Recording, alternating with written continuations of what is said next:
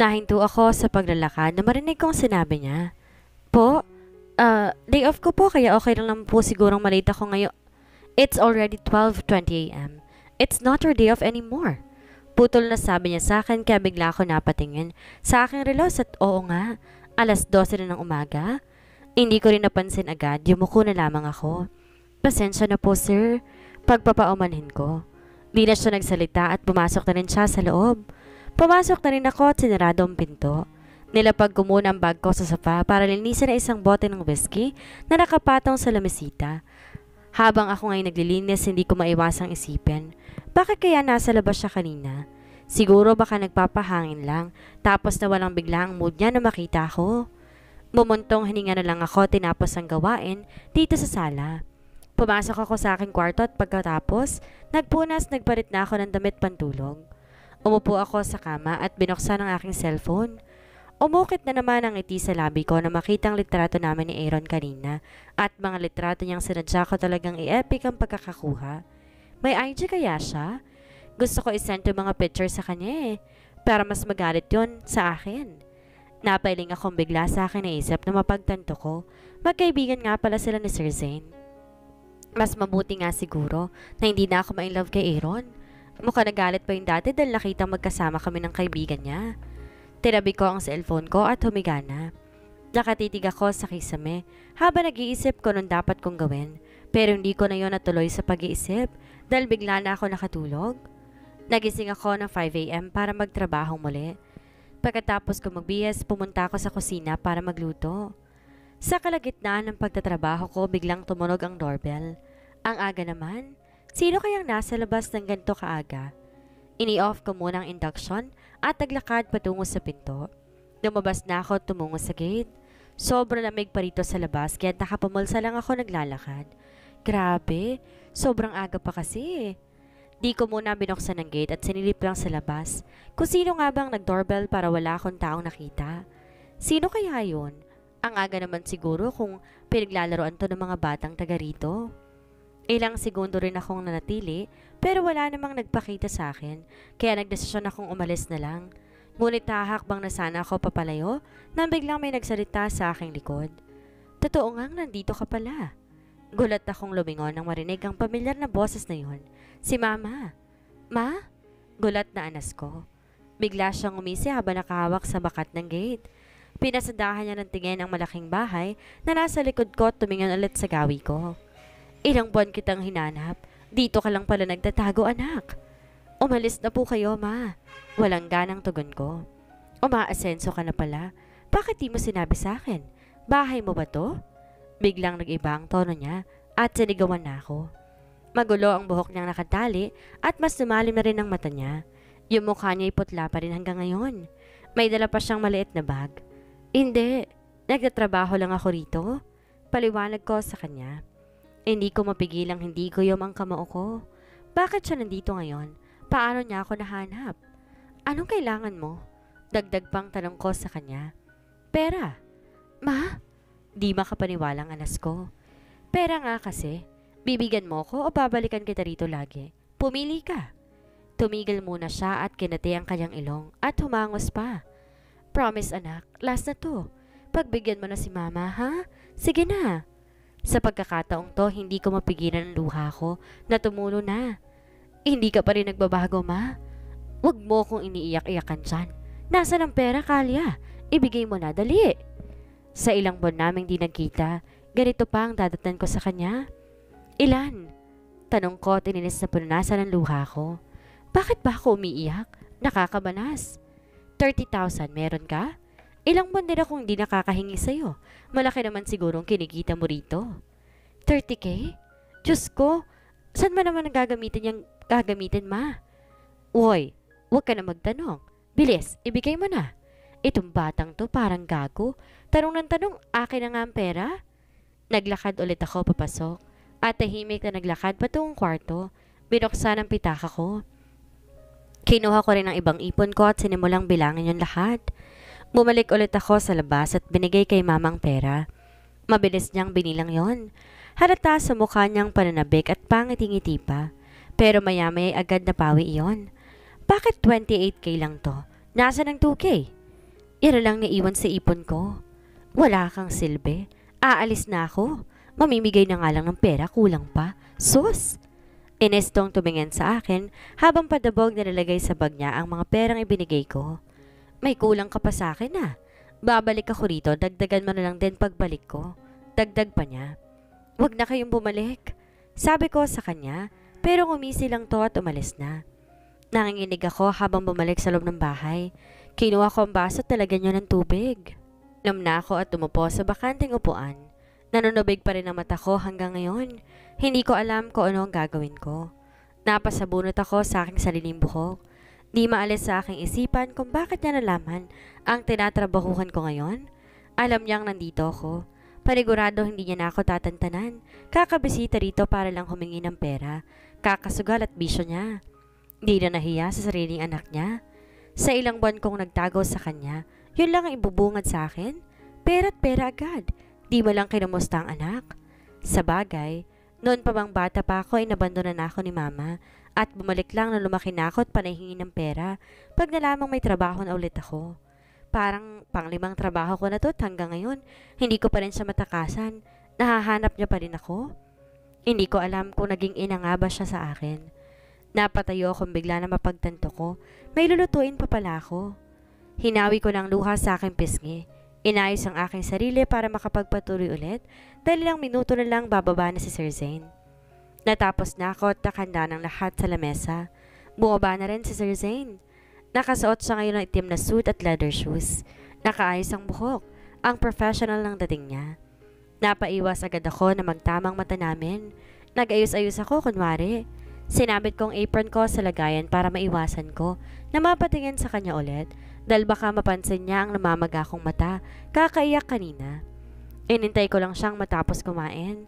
Ilang minuto lang tumayo na siya. Tahimik siyang naglakad dala ang gamit niya at naglakad patungo sa pinto. Tumakbo naman ako para lapitan ko siya. Sir Zane, tawag ko sa kanya na ikinahinto naman ito. Binaling ang tingin sa akin at tinignan ako. What? Malamig na tanong niya habang hawak ang doorknob ng pinto. Huminga ako ng malalim. Iniisip kung dapat ko ba itong sabihin sa kanya. Pero napagdesisyonan ko na ito kanina habang nagluluto. Kaya't sasabihin ko na lang kay Sir. Ayoko madamay siya pati sa problema ko. Magalang ako nagbow sa harapan niya. Ilang segundo rin akong yumuko at binalik ulit ang tingin sa kanya. Nagkatitigan na kami ngayon. Magre-resign na po ako, Sir. Naging tahimik ang paligid ng ilang minuto. Matapos ko yon sabihin sa kanya. Hindi siya nagsalita. Binuksan niya ng tuluyan ang pinto at saka lumabas. Narinig ko ang pagharurot ng sasakyan palabas at ako na may nasa pintuan lang habang pinapanood ko ang pag-alis ng kotse hanggang mawala na to sa paningin ko. Bumuntong hininga na lamang ako. Aaminin ko, di naging madali ang trabaho ko sa ilang buwan kong pananatili dito. Ngunit may parte sa akin na masaya dahil sa konting panahon na yon, marami akong naranasan dito. Tumungo ako sa itaas ng kwarto ni Sir para malinis ko ang loob. Suritin ko ang pagtatrabaho ngayon, total, huling araw ko naman na to. Dinala ko na sa itaas sa mga panlinis at sinimulang linisin ang sahig hanggang sa pader pati na rin sa hinihigaan niya. Nahagip ulit ng mata ko ang picture frame niya na nandoon pa rin sa gilid ng kanyang kama. Kinuha ko iyon. Ilang minuto kong tinitigan. Ito na sigurong huling beses na makikita kong mukha niya.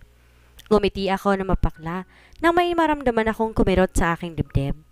Plano kong umalis mamayang gabi dahil nag-iimpake pa ako sa aking mga gamit. Ayoko makadamay na ibang tao dahil lang kay mama. Dahil swerte ako sa ugali nun. Hahanap-hanap lang siguro ako ng iba pang trabaho na malayo kay mama. Itinapos ko ang aking ginagawa dito sa loob at bumaba na ako. Tumungo na labas para magdilig ng halaman. Lumalago na rin ang mga rosas na itinanim ko rito. Sobrang ganda nila. Sobra. Sana, alagaan din sila ng kusino man ang pumalit sa akin dito. Natapos nga ang lahat ng gawain. Nang pasado 3:00 ng hapon, medyo nahihilo rin ako at panay din ang tunog ng aking tiyan. Doon ko para naalala hindi pala ako nakaalmusal kanina at di rin nakakain ng tanghalian. Bumalik ako sa kusina at kumain muna ako ng sobrang ulam kanina dahil lunod ako sa trabaho ngayon. Mukhang di rin talaga maiwasan na hindi mapalaki ang kain ko. Pagkatapos kong ligpitin ang pinagkainan, pumasok na ako sa kwarto para lang mag-impake sa aking mga gamit. Nakahanda na ang 2 maleta sa harapan at nang matapos na ang lahat, ay pumasok na ako sa banyo para maligo na. Ilang minuto ako ron bago ako lumabas. Tumingin ako sa relos at pasado 6:00 na ng rin. Nakasuot lang ako ng loose pants na maong, naka-beige na top sabayan ng blazer. Baka kasi malamigan sa biyahe. Nilabas ko sa kwarto ang 2 maleta. Bago ko makalabas, tinignan ko muna ang kabuuan nito at nagbabaka sakaling maalala ko pa itong lahat. Nang madaanan ko lang sana napangiti na lamang ako. Hindi ko rin inakala na kahit ako lang mag-isa ang naglilinis dito, nagawa ko pang matapos ang lahat sa isang araw kahit pa sobrang laki nito. Tinignan ko ang relos at 6:15 na. 8 pa makakauwi si sir. Nakahanda rin ng pagkain sa lamesa para hindi siya magluluto pag uwi. Pinihit ko ang pinto palabas. Pero pagpihit ko biglang tumambad sa harapan ko si sir. Sir Zane? Gulat na tanong ko. Sobrang aga pa dahil di ganitong oras ang uwian niya. Hindi siya sumagot bagkos, tinitigan lamang ako ng malalim. Di natuloy ang paglabas ko na lumapit siya sa akin dahilan ng pag-atras ko. Napahawak akong bigla sa mga braso niya dahil muntik na akong ma-out of balance habang umaatras. Sa sobrang lapit na amoy ko ng alak sa kanya. Mukhang nakainom ata siya. Kinagat ko ang pang-ibabang labi ko nang matitigan ko ulit ang mukha niya sa malapitan. Di ko maiwasang isipin na hindi ko na matitigan ng ganito kalapit ang mukha niya sa sunod. Iniwas ko lang tingin sa kanya dahil hindi na tumigil sa pagwawala ang puso ko. Sobrang lakas na kasi ng pintig. Hindi ko na alam ang gagawin. Kailangan ko lang umalis para makalma itong puso ko. Aalis na po ako. Magarang nasad ko sa kanya at nagsimula ng maglakad palabas. Di pa man ako makalayo, bigla na lang hinila ang kamay ko at ilang saglit pa'y nakaramdam kong may pumupulupot ng braso sa aking bewang. Hindi ako nakapagsalita. Para ako natameme ng ilang segundo dahil sa ginawa niya. No! Please don't! Paos na pabulong napigil niya sa akin. Stay, Kalia, please? Dagdag niya. Mas lalo kung di makagalaw sa sinabi niya. Totoo ba yung naririnig ko ngayon o nananaginip lang ako ulit? Dahan-dahan akong umikot paharap sa kanya. Tumingin ako sa kanya at siya naman, hindi pa rin inaalis ang titig sa akin. Hindi ko alam kung ano nangyari sa kanya pero kita ko sa mga mata niya ang pagod. Hindi ko alam kung bakit niya ako pinipigilan. Bakit? Tanong ko sa kanya. Sa isang salitang binitiwan ko, maraming katanungan doon na alam kong siya lang lahat makakasagot. Imbes sagutin niya ang tanong ko, ay naramdaman ko na lamang ang labi niya sa labi ko. Hinalikan ako ni Sir Zane. Sinubukan ko siyang itulak sa dibdib, ngunit parang naubos ang lakas ko ngayon sa ginawa niya. Napati nga ang tuhod ko ay parang nawawalan na ng lakas. Sir Zane, lasing ka. Halos mawalan ako ng beses nang sabihin ko yon sa kanya dahil nga biglang pumasok sa isip ko. May hinalikan siya noong nakita ko doon sa office niya. Lasing siya at alam kong baka napagkamalan lang ako nitong girlfriend niya. I am not, Kalia, tanggi niya. Isang butil ng luha ang pumatak sa aking pisngi. Hindi ko alam kung anong totoong dahilan ng pag-iyak ko. Naguguluhan ako. Hindi ko alam kung bakit ganito ang pinaparamdam niya sa akin. Ilang beses kong tinatanong ang sarili ko kung bakit sa kanya ko lang ito naramdaman. Sa tuwing nakikita ko siya, malayo man o malapitan, umiiba ang takbo ng puso ko. Kahit anong gawin niya sa aking pagpapahirap, hindi pa rin maikila ng puso ko na bumibilis pa rin ang takbo kapag siya na ang aking kausap at yon ang kinaiinisan ko. Akala ko dahil lang to sa aking takot sa kanya, pero hindi. Aalis nga ba ako dahil kay mama? O aalis ako dahil pinipigilan ko ang sarili ko na mahulog ng tuluyan sa kanya. Pinunasan niya ang luhang tumulo sa aking pisngi. Napako naman ang tingin ko sa kanya habang ginagawa niya yon. Yung mga tingin niya ay parang magnet dahil kahit anong gawin ko, hindi rin maalis ang titig ko sa kanya. Don't cry. Tahan niya at napansin ko, paunti-unti na rin siyang pumipikit. Tinamaan na nga siguro ng sobra sa alak. Pinaupo ko siya sa sofa at sumandal naman kaagad siya. Tinignan ko ang kamay kong hawak niya ngayon na hindi ko na makalas dahil kahit lasing siya, ay may lakas pa rin siya na hawakan ako. Halos mapatili ako sa gulat nang hinila niya akong bigla dahilan para mapaupo ako sa couch. Magkatabi na kami ngayon. Para nakapako pa rin ako sa kinaupuan ko na bigla niyang sinandal ang ulo niya sa aking balikat. Tumikhim ako at nagtingin-tingin na lang sa paligid. Pinakiramdaman ko ang puso ko at para bang sasabog na nga sa lakas ng tibok.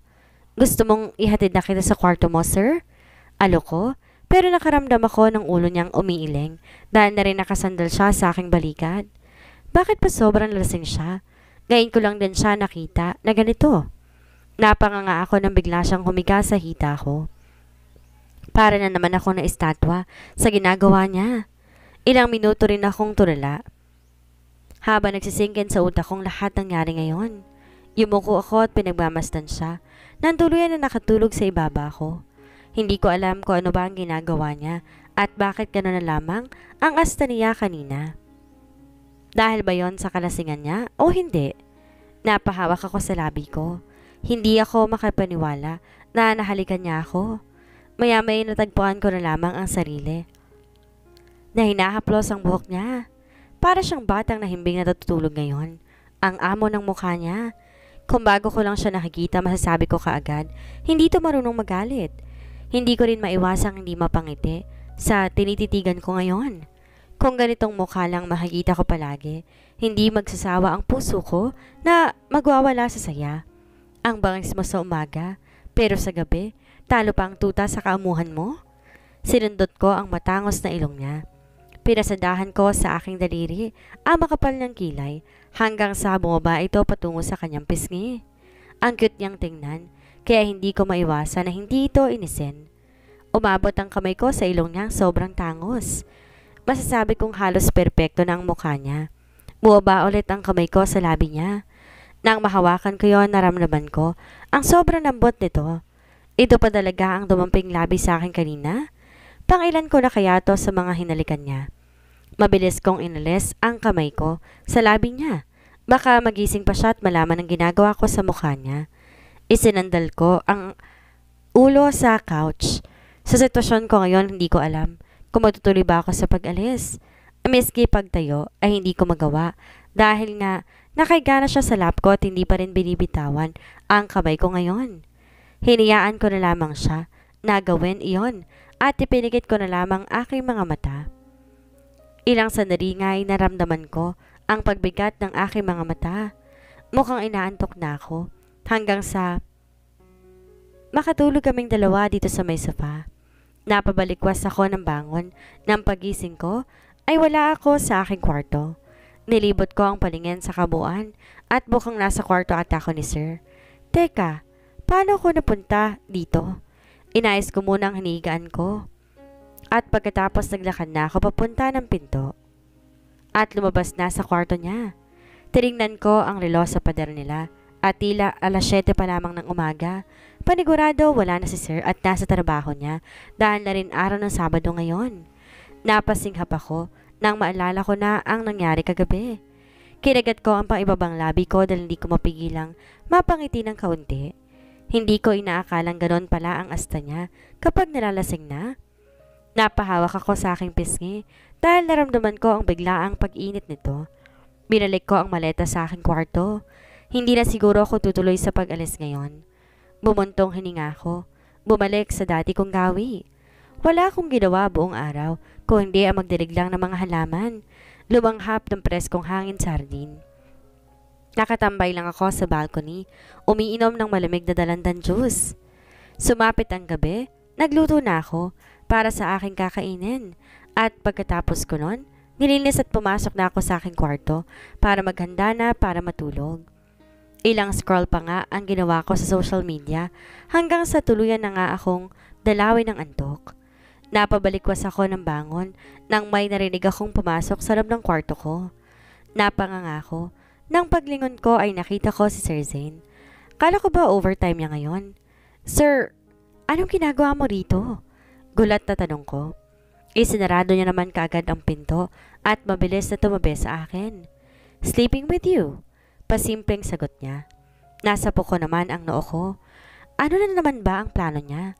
Humiga siya sa tabi ko at ako naman nakaupo pa rin tinitingnan siya.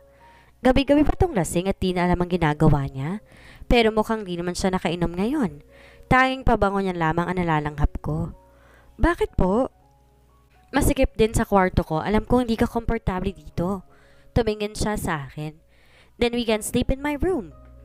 Mabilis na sagot niya. Agad akong umiling sa kanya. At dahilan ng pangisin nito. Ilang beses ko siyang tinaboy sa aking kwarto dahil alam ko. Hindi ka aya-ayang magkatabing matulog ang amo at ang katulong. Ano pang iniisip niya at gusto niyang tumabi sa akin? Hindi ko talaga alam dahil wala naman siyang ibang sinasabi sa akin. Kung sasagot naman siya, mas lalo pa akong marilito. Okay lang po sir, nakakayaring pang isahang tao lang tong kama. Hindi ko agad natapos ang sasabihin ko, nangilahin niya ako, dahilan para makahinga ako sa dibdib niya. Tugtog, tugtog. Naparinok ako na marinig ko ang malakas sa pintig noon.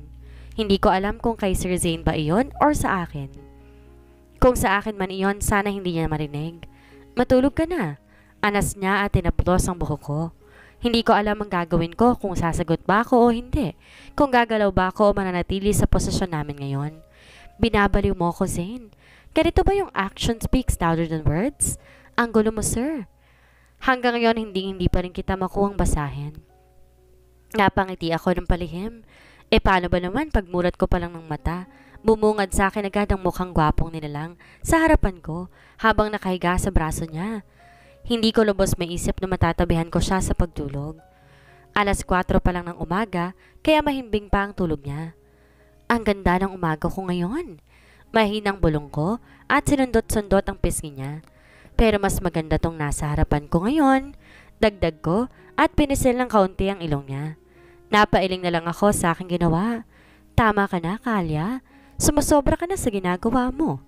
Maingat kong iniles ang kumot at maingat ding bumangon upang di siya agad magising at para na rin sana makapagsimula na ako sa aking trabaho na maaga. Babangon na sana ako nang bigla niya akong hinila at niyakap na mahigpit kaya't napahiga ulit ako pabalik sa kama. Napalaki naman agad ang mata ko sa gulat. Stay here. Malamig na utos pa niya. Naalala kong sinabi ko kanina, baka narinig niya yun at nagising siya. Mabutit medyo madilim pa kaya hindi niya makikita ang mukha kong parang kamatis na sa pula. Parang lahat ng dugo ko sa katawan, mabilis umakyat patungo sa aking mukha. Ang init ng mukha ko, kakahiya. Sir, magtatrabaho pa po ako. Hindi siya sumagot, pagko siniksik niya ang ulo niya sa aking leeg. Naistatwa ako sa ginawa niya habang nakatitig sa kisame. Diyos ko, anong ginagawa nito? Ang init ng hininga niya. Tumatama palagi sa leeg ko. 30 minutes, bulong niya. Hindi ako makagalaw dahil tumatalon din sa saya itong puso ko. Sa oras na to, hindi ko na makita ang Sir Zane na kilala ko noon. May gusto ba siya sa akin? Pero bakit? Anong nagustuhan niya kung ganun? Hulog na ba talaga siya sa isang katulad ko? Gusto kong marinig kung ano ang meron sa akin. Pinipigilan niya akong umalis kahapon. Gusto ko malaman kung ano nga bang dahilan. Dahil ba gusto niya ako maging katulong? Or gusto niya lang talaga ako? Hindi ko maiwasang isipin ang mga tanong na iyon habang nakatitig sa kanya. Natatakot ako mag-assume sa mga kilos na pinapakita niya sa akin ngayon. Hindi ko alam kung ano bang ginawa ko at bakit siya naging ganito sa akin ngayon sa kabila ng pagiging istrikto nito. Naamo sa akin. I am going to melt, Kalya. Napaiwas ako agad ng titig sa kanya nang mapagtanto kong nakatingin na rin pala siya sa akin ngayon. Narinig ko ang pagngisi niya at ginulo ang aking buhok.